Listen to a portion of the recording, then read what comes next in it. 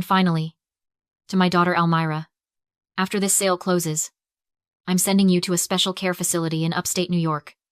It's got painting classes. You'll be happy there. And frankly, I'll be happy not to explain you to investors anymore. Jacob raised his glass of expensive scotch, and the lawyers at the table laughed. I stood right behind him, holding his briefcase tight. I didn't say a word. I didn't spill the water I was pouring. I just stared at the back of his neck. He thought he was celebrating a $45 million sale. He didn't know he had just signed his own warrant. Inside that briefcase, the ink was already dry. The trap was set, and he had walked right into it. 48 hours before that toast. The office walls were vibrating. Jacob wasn't just yelling. He was shredding his vocal cords. The due diligence report for the sale was a disaster. The buyers wanted to see the projected liabilities for the next fiscal quarter, and the numbers Donna had prepared were off. Not by a few cents. By $4 million. My name is Elmira. I am 29 years old. To the world, I am the admin assistant who needs extra time to read a menu. To my father, I am a tax write-off. He thinks my dyslexia makes me stupid. He doesn't understand that when the words float on the page, my brain compensates. I don't read lines. I see structures. I see patterns. And looking at that report, I saw a collapsing building. You are useless! Jacob threw the file across the mahogany table. It slid off the edge and scattered on the floor next to my shoes. Donna was crying, clutching her designer handbag like a shield. She sobbed that she had tried, but the software was confusing. The deal is on Friday.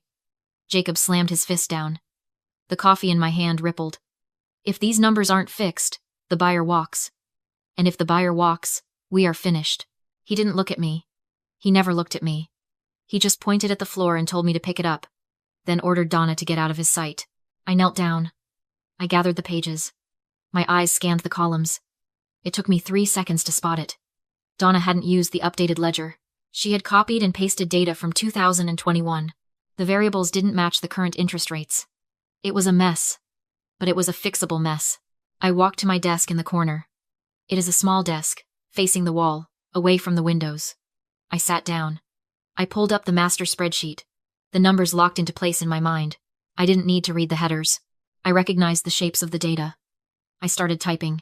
Jacob paced behind me, muttering about incompetence, about how he was surrounded by idiots. He didn't know I was saving his life. 10 minutes later, the liabilities were balanced. The $4 million hole was gone.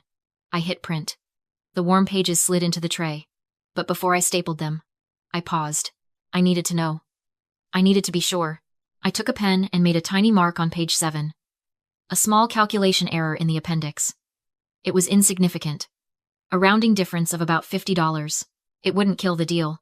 But any competent CEO reviewing a sale document would spot it. It was a test. If he caught it, he was still the shark he claimed to be. If he missed it, he was just a man asleep at the wheel. I walked back into his office and placed the stack on his desk. Jacob snatched it. He flipped to the summary page. He looked at the bottom line. He grunted. Then he flipped past page 7 without even glancing at the figures. He didn't check the math. He didn't check the sources. He just checked that the problem was gone. He tossed the report into his briefcase. He sneered without looking up from his phone, telling me it took long enough, and that I should try to keep up or get out. He failed the test. I walked back to my desk and sat down. My heart was hammering against my ribs, but my hands were steady. He was lazy. He was arrogant. And he was entirely dependent on the person he despised. He thought I was slow. He didn't realize that while he was busy screaming, I was holding the keys to the kingdom, and he had just given me permission to lock him out. 1 week later, I stood in front of Jacob's desk again. My glasses had snapped at the hinge that morning. Without them, the spreadsheets were just gray blurs. I couldn't do my job. I couldn't save his company. I couldn't even read the subway map to get home. I needed a new pair, and my insurance didn't cover the high-index lenses I required. I asked for a raise. Just to $35,000. Cost of living adjustments. Jacob didn't look up from his lunch. He was eating a steak salad that cost more than my weekly grocery budget. He chewed slowly, staring at a spot somewhere over my left shoulder. A raise, he repeated, the word tasting sour in his mouth. For what? Existing? I told him it was for the work I do. For the overtime. For fixing the liability report. He laughed then. A sharp, barking sound that made Donna look up from her phone on the plush leather sofa. He wiped his mouth with a linen napkin and told me to be very clear about something. He said I didn't work there because I was useful. He said I worked there because the IRS gave him a 5% tax credit for employing someone with a cognitive disability. He called me a walking deduction. He said that was my contribution to the firm. He told me I saved him money by being slow, and that paying me more would defeat the entire purpose of keeping me around. The air in the room went thin. He wasn't just underpaying me. He was monetizing my struggle. He was profiting off the very thing he mocked.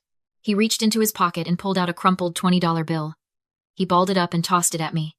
It hit my chest and fell to the carpet. He told me to buy some superglue and get out because he had real business to discuss. I bent down. I picked up the money. My fingers brushed the expensive Persian rug. Donna giggled from the couch, telling her dad it was a bad look having me squint at the investors because it made them look discount. Jacob muttered that it wouldn't matter soon. He said we had to sell this week. He said the decade audit on the family trust would hit in 2 months. He said if he didn't have the cash liquid and the books cooked by then, the auditors were going to ask where the maintenance fund went. He didn't think I was listening. He thought I was too stupid to understand what a decade audit meant. He thought I was just the disabled girl looking for glue money. But I knew exactly what it meant. The family trust, the one my grandmother set up, audited the books every 10 years. He had been draining it to pay for Donna's Porsche and his country club fees. He was selling the company not to retire, but to cover his tracks. He was desperate. He was cornered. I smoothed the $20 bill in my hand. He wanted me to fix my glasses? Fine. I would fix them. I needed to see clearly for what I was about to do. He had just admitted his deadline. He had just handed me the timer on the bomb. They broke me down that afternoon. They laughed at my broken frames. But they didn't know that while they were mocking my vision, I was the only one in the room who could see the cliff they were driving toward, and I wasn't going to hit the brakes. The night before the signing, the air in the office smelled like ozone and expensive cologne. Jacob was in a rush. He had a helicopter waiting on the roof to take him to the Hamptons for a pre-celebration dinner with some silent partners. He was already wearing his coat, checking his watch every 30 seconds. He barked from the doorway, asking where the admin stack was because he needed to clear his desk before he left. This was it. The moment I had curated for 4 years. I walked over to him.